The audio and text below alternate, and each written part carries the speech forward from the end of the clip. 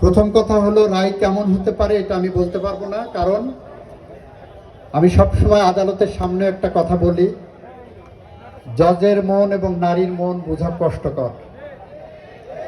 কখন কোন দিকে টান নেয় আমরা জানি না। সুতরাং রায় কি দেবেন, রায় না হওয়া পর্যন্ত, রায় হওয়ার আগ পর্যন্ত আমাদের কারোরই জানার কোনো সুযোগ নাই। রায় হলে আমরা কি রায় হবে সেটা দেখতে পাবো।